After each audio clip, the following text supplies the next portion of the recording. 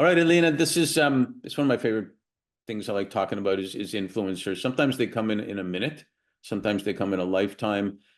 I share a lot of times one of my first influencers was my grandfather. Sounds like what everybody would say, but um, my grandfather, my grandmother, my mom, my aunt, they came from Kiev and they moved to Canada and where we grew up. And he used to take me for walks in the park, and he talked to everybody, and which is probably where I get it from. And he, one time I asked him, I called him Zeta. I said, Zeta, how do you know all these people?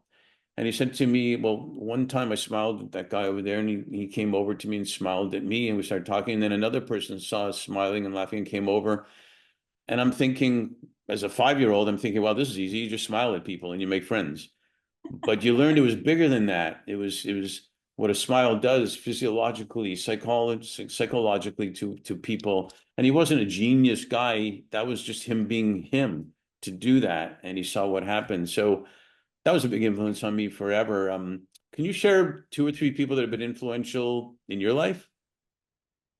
Oh, definitely. I think I'm quite easy to influence, to be sincere. Like I absorb whenever I meet a person that I like. I'm kind of like I became like a sponge and I absorb like whatever they are saying. Smart. So I remember myself being very influenced by my teachers at school, and specifically my biology teacher and my math teacher. And they had this like very strong work ethic, like very strict on rules. And I integrated that. Like I admired them for their work ethic. And after that, as I moved into the teenage years, I still have some great female friends. My best friend from high school, Marcella, she taught me female loyalty. Like she was the first female to show me loyalty in a friendship, and I'm like I was so grateful to have her. Like I'm so Yeah. grateful to have her life. And moving into like adult years, I have my co-founder, and from her, like I really learned how to genuinely connect with people. This is crazy. Like I like I thought I knew how to connect with people, but when I saw her, the way she does it, the way she genuinely cares about people, I'm like, oh wow, that's and through this interaction with her, like she influenced me so much. I transformed so much in these friendships and like during my studies.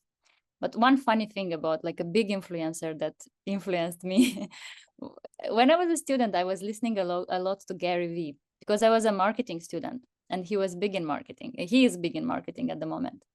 But one specific video about about what should you do after you graduate, like it really made me take this decision. I'm gonna go start a business. So he had this video where he said, you're 23 right now. You may have a 5-year window to do whatever you like. And I was exactly that 23 years old kid. Like, oh my God, he's so right. That's true. I'm gonna get married like around 30 or something. And now I have this time and I can do whatever. I don't have kids. I don't have I have nothing to lose. I only have my laptop. So that thing, like that video, like it really influenced me to kind of say, no, no, no, I'm not gonna get a job. I'm gonna go start my business because it's now the right time. So one of these big guys that influenced me was Gary Vee.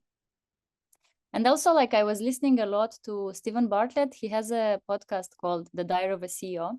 And I Mhm. was listening to him from the first episodes. And I was listening to the guy and I was like, this guy thinks like me. I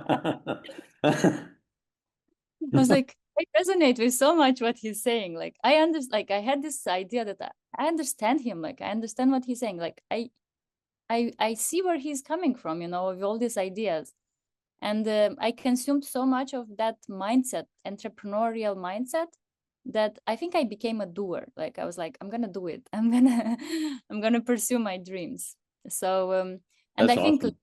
yeah, lately I started this company in psychology because of a guy called Gabor Mate. Like he's a physician. He's like one of the greatest physicians of our times. But he talked about addiction and the current state of mental health with so much compassion that I was listening to his voice to fall asleep. Well, that could Because be that only could be his good or voice, good or bad. Which yeah, I'm, yeah, only his voice was like calming me down and like helping me to kind of develop this compassion for myself. And when I started the company, someone asked me like, who inspired you? and I put his photo there, like, only from reading his books and from like listening to his interviews, this compassion, he kind of transferred me this compassion for humans, and also compassion for myself. And I think I was looking for compassion, for self-compassion at that point.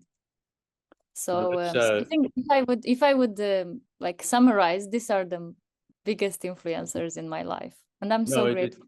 it's great. I really appreciate you sharing that, because one thing we should realize is that everybody is influencing everybody at one point or another, and it's our choice to be positive or not.